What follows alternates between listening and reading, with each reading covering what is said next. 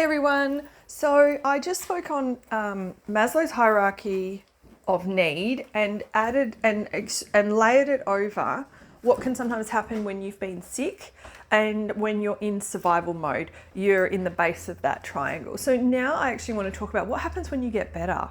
And this is a phenomenon that I've come across in some of my clients. Some of them sail through this. But it's this concept that if you've been sick, especially for a long time, if you've had a chronic illness, or if you've still got the illness but it's been knocking you around and then we've got you to a point where you're feeling heaps better, we might have to do some mental work around getting better. And you think, what do you mean, Elizabeth? People that have been sick, all they want to do is get better. You'd be surprised how we cope and how we might have to actually learn to let go mentally of our illness and acknowledge our new normal. So I actually saw this recently in a client. She came to me with chronic headaches that were debilitating, and we actually turned her around really quickly. So from my perspective, there's underlying TCM imbalances, but a big part of what she needed was just someone to go in and move the chi in her neck and her head and the back of her head. And then she was so great. I then said, listen, go off to my remedial massage therapist. I think you need some physical work to back up the chi that I've moved, because otherwise this will just keep getting jammed and stuck. And so she did that as well. So I saw her, and then 2 weeks later I've seen her again. But she did report to me after our session, our first session, she actually didn't experience any more headaches. And so she said it was so strange. And at first I was like, when we were first talking about it, I couldn't figure out if what had changed was that the headaches had gotten worse, because her language around it was so disbelief.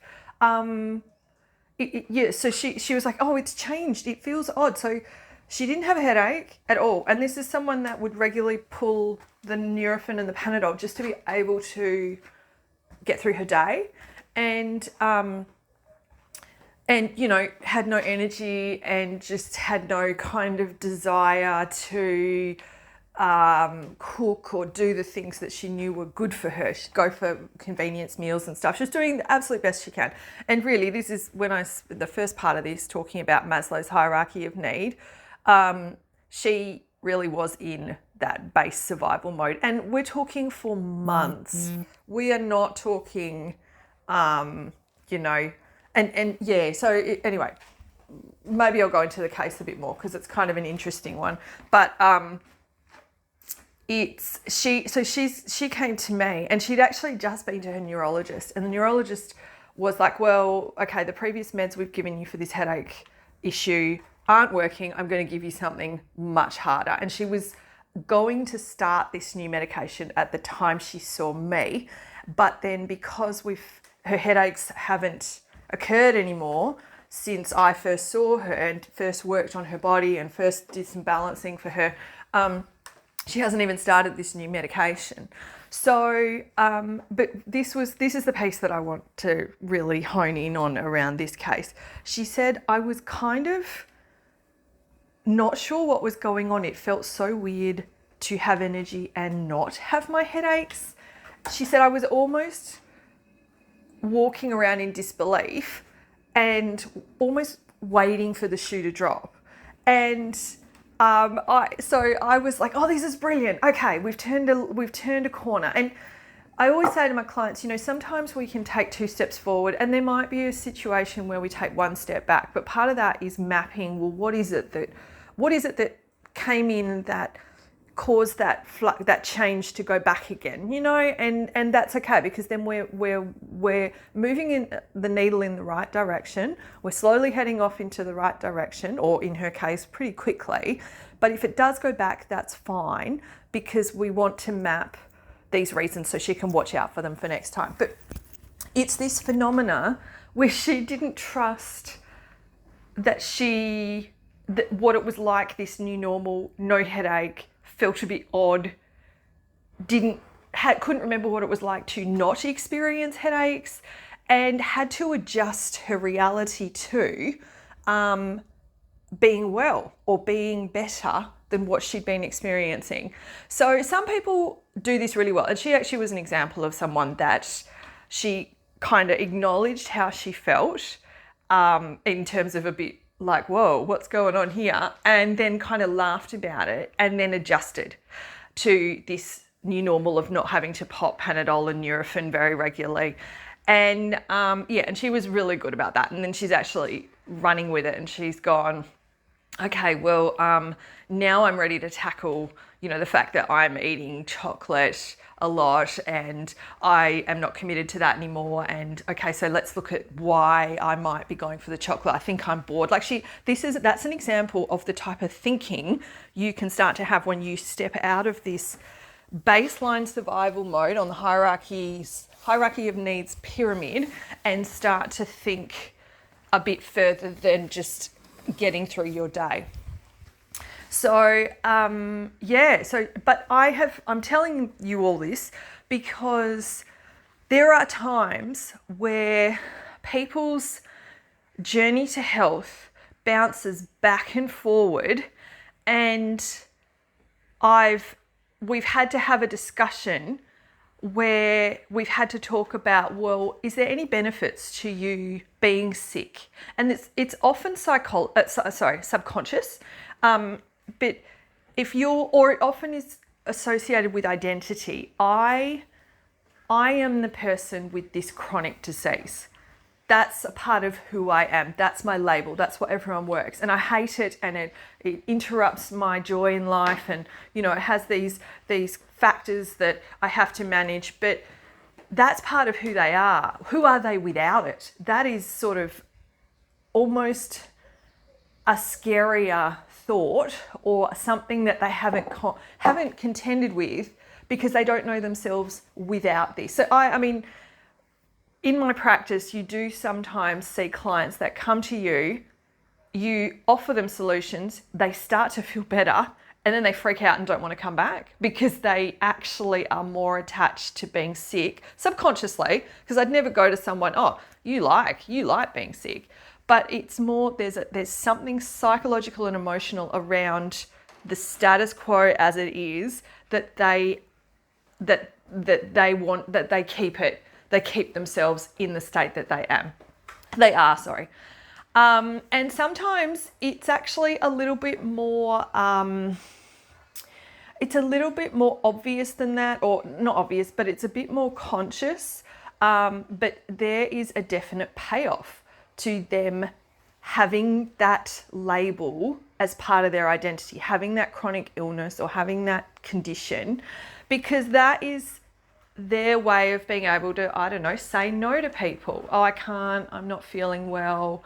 Or that is part of them getting attention or getting the love that they feel they need because people feel sorry for them, or people pander to them, or people,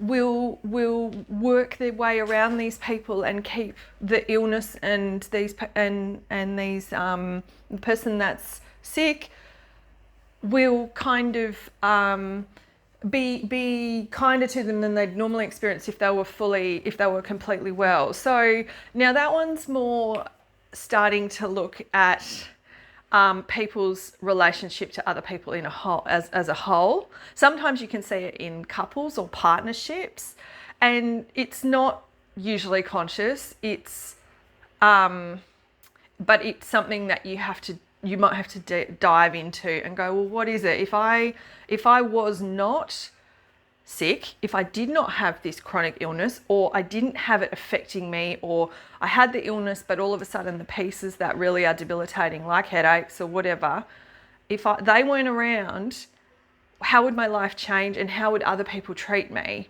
And they might not like that alternative. So it's a sticky one. And it's not always obvious, but there's definitely something that we might have to transform on this level to have you be free and have you be able to create a new reality where you are not sick and not just on the physical, let's balance everything TCM wise, or let's get you eating healthier, let's get you more energy, but actually mentally, who are you without this condition? Who are you where you don't have this crop up in your life that other people have to sort of work around, and you have to work around. So this is not about, I'm not victim blaming. I am not blaming. I'm not blaming people who have illnesses and going, oh, this is your fault. I want to take that out, and I want to say that explicitly, because that's not what we're on about. But I bring this to the table to empower you. And this is what's actually nice about this conversation, or what can be great. If we can get to the bottom of this is actually part of why people's health journeys do not progress the way they should, how they historically should in my world anyway.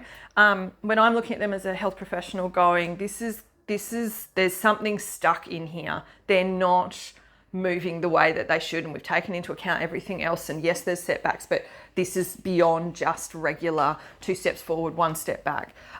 There is something keeping this person sick. We will have this discussion, but then if we can get to the bottom of it, it's an opportunity to create your life. And listen, if you're not sick, this is actually a really great exercise. If you pared back everything in your world to just you, like put everything that you have to do or feel like you have to do off to the side, and then had a blank canvas to create your life from, what would it look like? What would you like to do?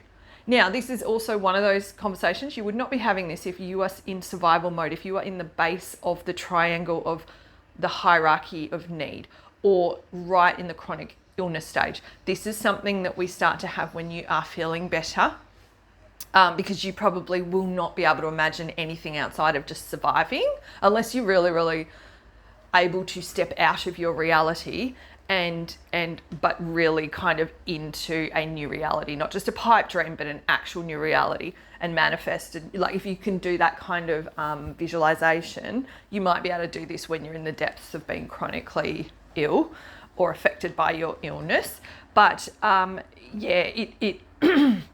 but it's one of these things, and you know what, it's actually one of these things where even the things you have to do, the structures that are already in your life that you know you won't be able to, like you have to parent your children, or you know, whatever, you still put them back into your canvas, but you might put them back in a different way.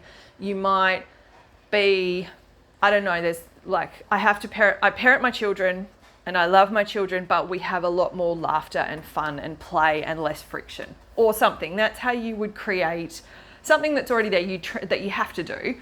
Still, you would be transforming that in a way that layers into your new canvas of your new life, that excites you, that inspires you. So anyway, listen, I'm going off on a tangent now, as always, because, you know, tell my stories and have my information. But just wanted to put that out there. Sometimes the psych work around getting better is more work, or scarier work, or more resistant to change than the actual physical work of balancing your health and feeling better. So hope that helps someone. Let me know if you have experienced this or seen this, experienced this with people around you. You might be the person that's had to resist, who's had to really change their mind and work through being your new normal, or you might have people in your world that are attached to their illnesses or are really struggling to get better because there's this label that all they know is this, and the new normal is actually harder to comprehend, that being healthier is harder to comprehend. Okay, sending lots of love. Bye.